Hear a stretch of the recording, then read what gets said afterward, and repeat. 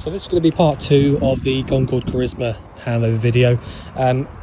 It's going to be the inside of the vehicle, but I just need to show you one thing. When we took it around for the habitation check, Andy noticed that the keypad here wasn't working at all. And he did tell us that he has had a few of these go wrong already, and if you want to get a new one of these, it's essentially a new keypad or a new door, either of which will take about 3 or 4 weeks to get a hold of. So what he's done is he's basically bypassed the keypad there and used one of these instead. So if you want to lock the vehicle up, you see at the moment it's opening. If you want to lock it up, you press the little A button. I now cannot open this door whatsoever. Now if I press the little B button, the door opens up. So that is so much easier, in my opinion. There's a few spare fobs for this, but literally A to lock it, B to unlock it. Okay, so it doesn't really get much easier than that, but I just think that's so much better than, you know, having to wait a couple of weeks, or, you know, spending £1,000 on a new door, or probably more than that, to be honest with you. But there you go. Right, so I'll jump in now. I'll show you that straight away. TV is on and working. Not sure what we're watching, but TV's on and working. Now you have got a few different ways that you can use these TVs. So you have got a DVD slot here. You've got AV points and all of your standard sort of TV stuff, to be honest with you. Essentially, all I did was I turned the satellite dome on and made the satellite dish come up. And as soon as I turned the TV on, the TV came to life. I can go through the channels. BBC One's normally the best one for signal. But yeah, there you go. So that's how you use the TV. Easy as that. The remote for that is this black one just here. So when you want to use the satellite, I'm just going to turn the awning light off. That should turn this little red light out. There you go. When you want to use the satellite, you've got this grey box just inside here. Now this is above the control panel. So let's just say you want to use the satellite dish. So I'll turn the power switch on up there, which you can see is just literally a power switch on and off just there. Once I've done that, you press and hold both of these two buttons here for a second, and the dish itself will go up and it will find its own signal, and that's it. So what I'm doing now that I've just done that, it's going to be putting the dish away. Okay, so if we just have a little look up on the roof. There we go. So that dome, or that dish, sorry, has now put itself away. If I want to find it, or get it to find a signal again, press on those two. And now if we have a look at the roof again,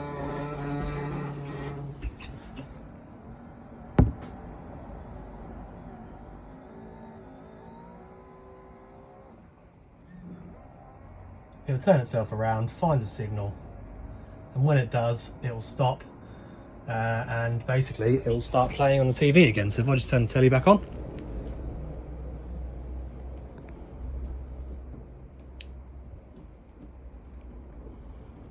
I can hear it's just getting to the right signal now. It's just making some fine adjustments.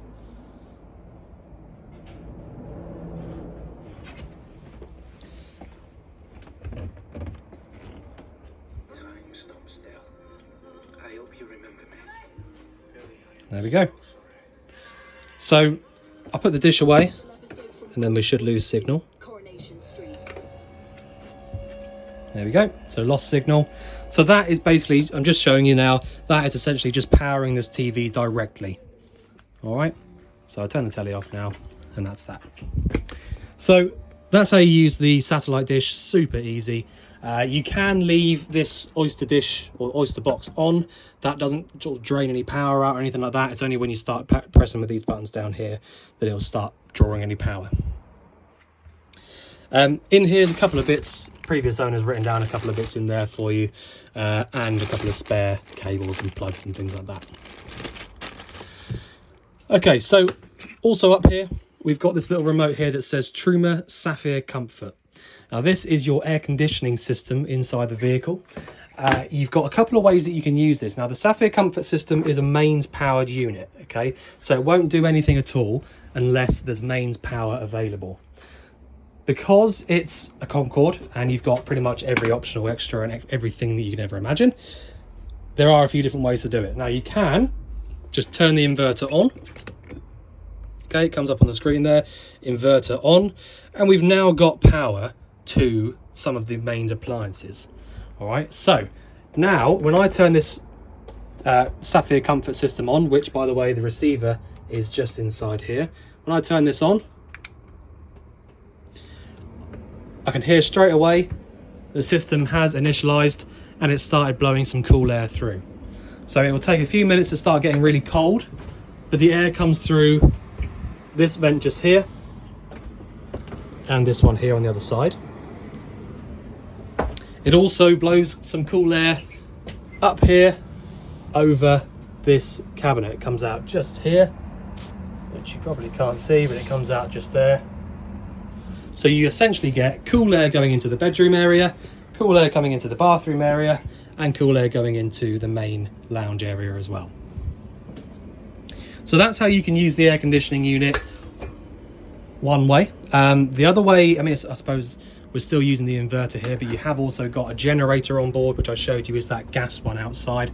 I'll show you how to work that in just a minute, but the air conditioning unit really is as simple as that. You just press on when you're aiming towards this little light here, and you'll get a little green light coming on there on the Sapphire Comfort sort of programming bit there. You can adjust your temperature just as easy as that, and your fan speed as well. Now you have got a few different options. You've got fan and comfort. So comfort's going to be actually, you know, using the air conditioning, and fan is just going to be blowing your cool air around. All right, so that's how you use that. I'm going to turn that off just for a minute, and I'll turn the generator on as well.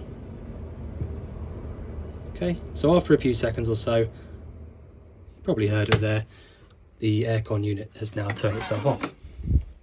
So that's by using the using the inverter. Now the inverter is that big blue box that I showed you inside the garage, and basically by turning this little switch on just here, it then just turns on the inverter and sends some 240 volt power to your appliances. Now you don't want to use the inverter too much or too often, because you will start using up some of your leisure battery voltage, but that's just something to bear in mind for the future anyway. Okay, so what I'm going to do now, I thought I'd show you this stuff up here above the control panel first, basically. I'll get back to some of that in a minute. So the control panel itself is actually really simple to use. It's a CBE system, and there's really not a huge amount to run through on it. So you've got the main power switch over here on the left. You've then got your battery voltages. So if I press on this button just here, it tells us we've got 12.9 in your car battery, 12.9 in the leisure. So they are both absolutely brilliant resting battery voltage rates. We've then got the next button below that here. We've got freshwater level, wastewater level, and sewage tank level. So that's going to be your toilet tank, basically. Okay, it also then shows us the amount of gas we've got in the external underslung gas tank. It will do that automatically. It will just, you know, cycle through and show you that as well. Okay, so that's your two level indicator switches.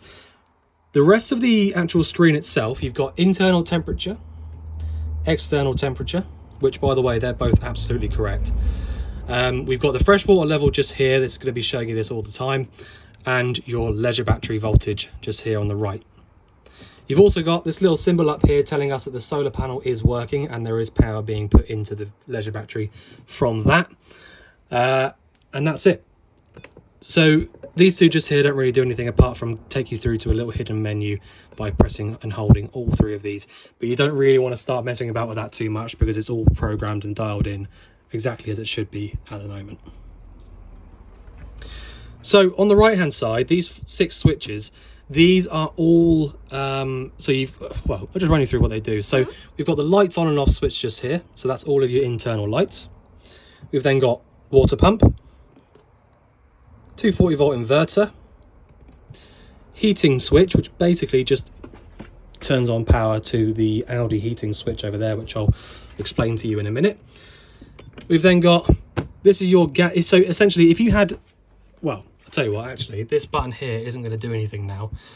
This little switch just here at the top, it says EISEX off. So that would be if you had gas bottles in the external gas bottle locker, and you had the original fitted regulator, then you can isolate and turn on those bottles inside the locker from this switch here. But I did notice when we were walking around the outside, the original regulator inside there has been replaced for a slightly different one, so this little button here isn't going to do anything anyway.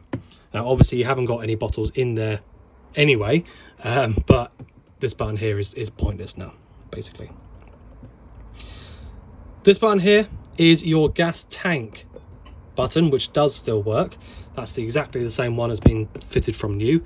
So when you want to turn on the gas from the underslung tank to power the inside of the vehicle, you just make sure that that little switch there is turned on, and then you'll be able to use the gas coming through into the vehicle.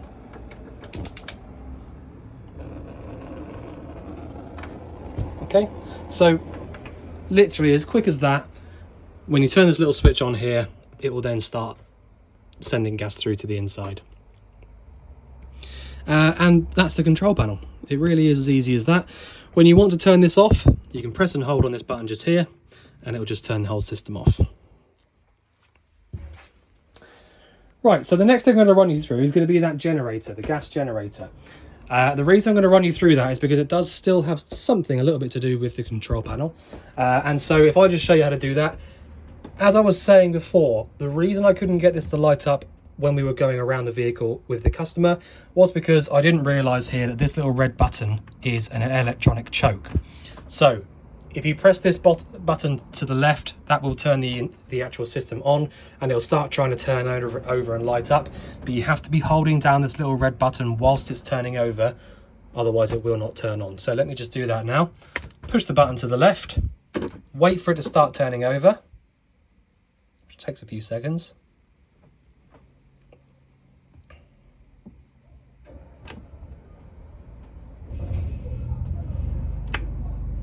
So when it started turning over just then, I started pressing and holding on the red button, and I heard pretty much straight away the gas generator has started to work. It's just lit straight up and it's running nice and quietly right now. So now if I turn around, you'll notice that the inverter button has now come on. All right, so I didn't press that button, it's just come on automatically, and that's because it thinks now that there is an electric hookup plugged in. So basically by starting up that generator, you're doing exactly the same thing as plugging a hookup cable into the vehicle would do. So we're giving every single 240 volt appliance in this vehicle mains power by running that generator. So that means that if I want to, just like it was when I turned the inverter on, I now can turn the air conditioning system on, the Sapphire Comfort system, and I can leave that going as long as I want because the generator is powering the vehicle up as we speak. So it's not going to draw any power from the leisure batteries whatsoever because the generator is doing the powering. Okay, so that's a really good way of using it. If you're in a seriously hot climate, that's a really good way of doing it, because as I say, the longer you have the inverter on without any hookup or the generator running, the less power you're going to get in your leisure battery. So if you can have that the generator there running for a little bit, it just keeps everything really well topped up. So if we check the voltage now in the leisure battery, 14.5 volts in the leisure battery, whilst the air conditioning unit is powering is pumping out cold air. All right, so to be honest, I know you have to take my word for it, but that is already pumping out cold air. I kid you not, it's really cold. So yeah, so that's the sort of options you get in this kind of vehicle. You can do all of that sort of stuff within the touch of a button. It doesn't take any time at all. Haven't got to get out of the vehicle and do anything like that to get it to light up. And when you want to turn this system off, you quite literally, I'll turn the aircon and use it off first. All we need to do, push this little switch to the right, and that's it. That is the generator completely off. So that's the kind of options you've got in here. So you've got really, really vast options, how to keep the batteries topped up, how to, you know, if you want to use that air conditioning unit, you can use it in, well, you know, and don't forget as well, if you've got the hookup cable plugged into the vehicle, you can still use that air conditioning unit non-stop without any problems as well. But, you know, the beauty behind this kind of vehicle, this particular one especially, is that, you know, you could be in the middle of a field, in the middle of nowhere, wherever you want, with absolutely no power around you. As long as you've got a little bit of gas in your external gas tank, you can use that generator and you will have mains power regardless, wherever you are. So that's how that whole system there works. You can see now that I've turned that generator off, our little hookup symbol there is gone and the inverter switch is turned off. So, right, so I've shown you that, 3-burner hob. As you saw a minute ago, you've got an ignition for each one of those. I very rarely actually show you how to use those because it's just like any household cooker. It's very self-explanatory. Absolutely tons of storage all the way around the vehicle. Absolutely everywhere you look, there is loads of storage. So we've got a couple of light switches dotted around. If I can find some more, I'm sure there is. All right, so we've got one for over the cabinets up there, one for inside this little glass locker, 2 up here, that's this little switch here. Oh, under the counter, of course they are. Right, so you've got lights inside this little glass cabinet as well, and 2 more switches. 1 light underneath, 2, sorry, and then these 2 up here.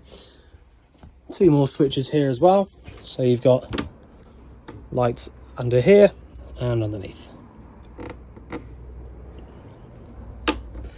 So absolutely just lights everywhere. Obviously at night you're gonna really like appreciate that more.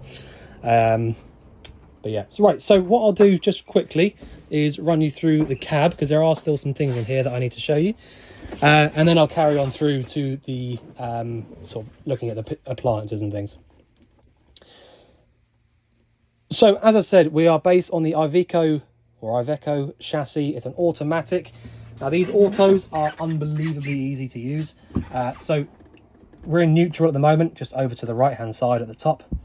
If I wanted reverse, straight down. If I want to go to automatic mode, push it to the left. If I want to select manual mode, push once to the left, and you'll notice the little auto word will come off on the dash. Once that little auto word is off and it's just a number, you can select the gears manually. If you want to put the auto back on, once to the left again, and that's it. So back to the top right for neutral, and that is the auto gearbox. We've got your really nice Concorde branded reversing camera just there, which by the way comes on as soon as you put it in reverse. We've got your stereo isolator switch just there, which you can use without the ignition. West Yorkshire Police gave more detail. We've got the heater controls at the top just here. So you've got your temperature selector, you've got your fan speed, where the actual air goes to there as well. Below that, we've got these 3 buttons just here, which, by the way, you don't really have to do anything with. These are all because you've got air suspension on the vehicle as standard. You can adjust the height of the vehicle. So let's just say you're going to go off-roading, which I can imagine is going to be unlikely. But if you were, you can raise the vehicle up just a little bit and it'll give you a little bit more ground clearance. Hazard lights from there. Heated windscreen and rear and windows. mirrors, sorry, get words out. You've got a differential lock switch just there, which is another one which again is pretty unlikely, I would imagine, that you're going to use. But if it's a bit icy, you might want to use that. And your ASR switch, so that's just going to be more traction control related stuff. You can turn it on and off from there. So you can adjust the mirrors from this down here. So you select which mirror you want to move, and you can adjust it nice and easily from that. You got your horn switch on the left hand side, indicator stalk, and your lights.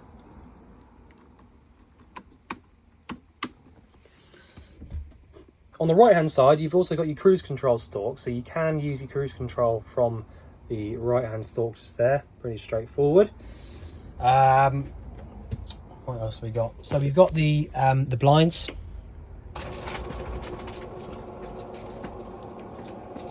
Put them all the way back up for now. But you'll see now, if I press and hold on the down button,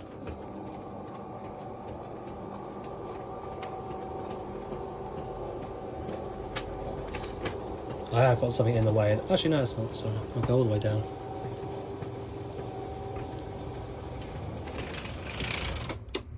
So within absolutely no time at all, the front blind is down. You have got these side blinds as well. So once you've put these across, it really is pitch black in here. All right, so that takes a couple of seconds to put those across, and there you go. So I'll put this back up now.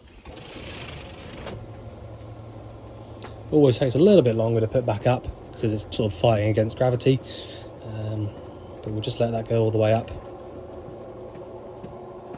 But I just thought I'd show you that working. Again, as I say, the inverter's not on, hookup's not plugged in, generator's not on. This is just working properly now. Right, so the appliances in the back end, as you can probably imagine, you've got all the top end appliances. You've got the oven and grill just down here. So to light the grill up, you push in and round to the right, and that will light your grill. If you want to light the oven up, which sits down the bottom there, in and round to the left.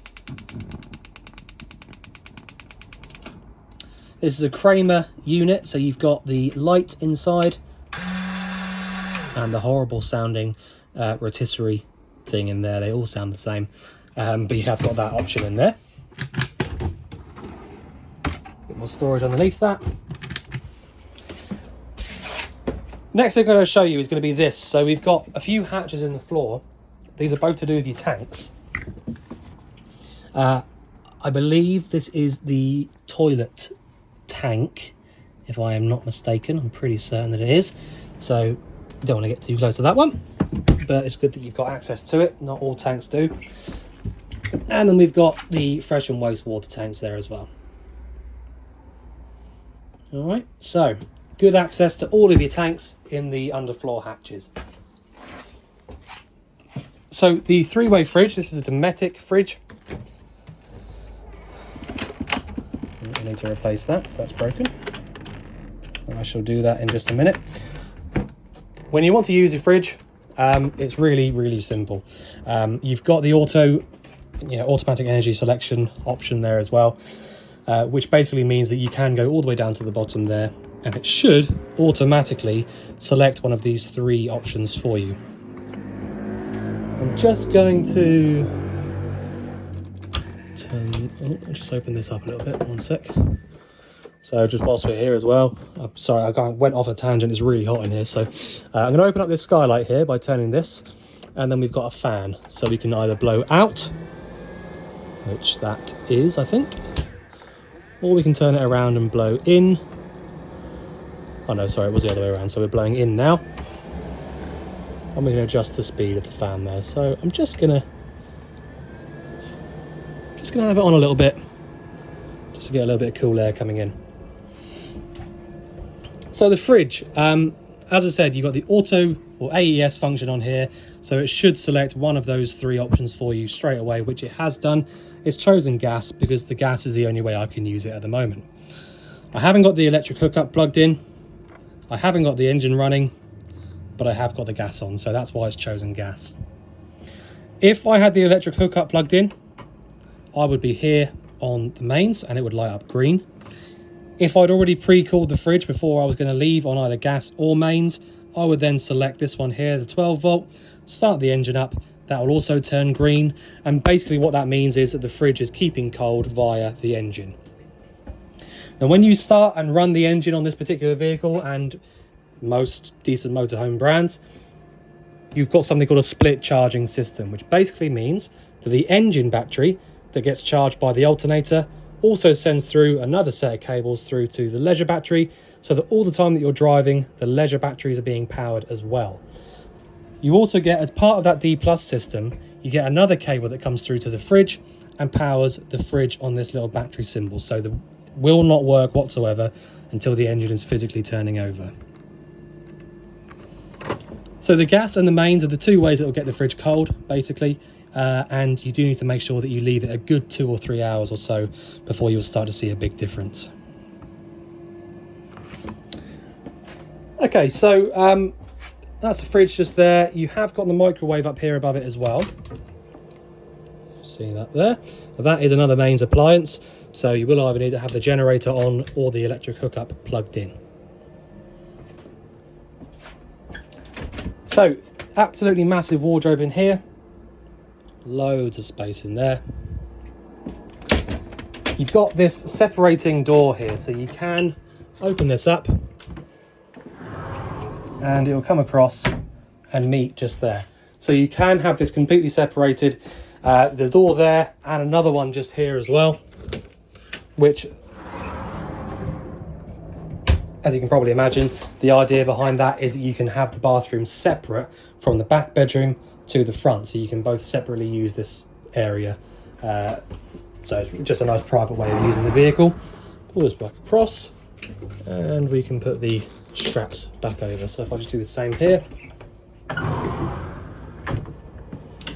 Just say as well, the joinery in this van is just, you know, the Concordes is just second to none, I think. Quality of the wood, thickness of the wood, the cuts and the joins are just fantastic throughout. So the toilet is probably the next thing to run through. Now this is what you might call it a proper toilet if you like. It's just that it hasn't got the removable Thetford cassette type. So because of that, it works slightly differently. Just here behind it, we've got before use and after use. So if I press before use, what it does is it pumps a little bit of water into the actual toilet itself, basically just to fill up the U-bend. You would then use the toilet once that stops flushing around, and then press after use. So it will then pump a little bit more water in to flush the toilet out. And then it will drain away.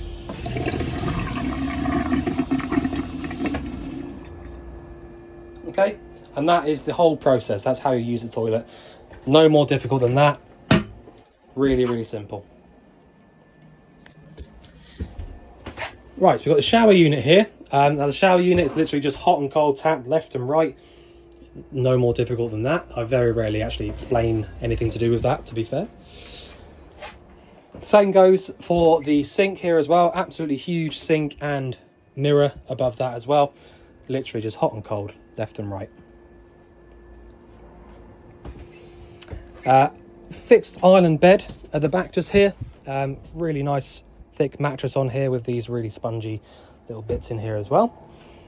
To be honest, there's not much to show you in the back end of the vehicle. It's really just the bed, and obviously you've got all your garage space at the back there. Loads of storage up and around the bed here. Loads of nice lighting up and around the cupboards as well. And some nice big windows with blackout blinds as well.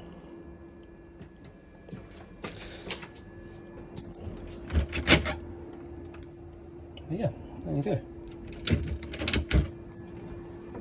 So, I'll turn this off now, it's a bit noisy. I think the last sort of appliance that I need to show you is going to be the boiler, the heating and hot water system. Now, you've got in here, you've got the high-end Audi heating system, or Alda, however you say it, which is this unit just here. So, when you turn this unit on, I'm just going to turn that off for a moment. I'll explain to you what I'm doing in just a minute, but turn that all the way off. Right, so when you turn this system on, what it's going to do is it's going to tell you some really basic information. It's going to tell you the temperature inside the vehicle right now is 25.5 or 25. So if we have a little look on the control panel, pretty close. All right, so the two thermostats in the vehicle, there's one for the actual control panel, and the Audi heating system's got a slightly different one. So they're pretty close, you know, you can go by that. So to actually get this system to work, you press the menu button and it will bring you up. There's a little menu, or there's a few options here that you can use. Now, if I just quickly explain as well, the Audi heating system is basically a wet central heating system, just like you would have at home. So you've got radiators all over the place, which is why you'll notice you've got little gaps between lots and lots of the furniture, little gaps between the furniture and the actual wall. And the reason for that is that the radiators sit behind those things. So you got the gap there. The radiator sits behind those things and actually allows the warm air to come up from the radiator and fill the van up really, really nice and evenly. So that's the reason why you've got gaps everywhere, basically, all the way around. So it literally works in the same way. You've got a pump, the pump's around water through to the radiators.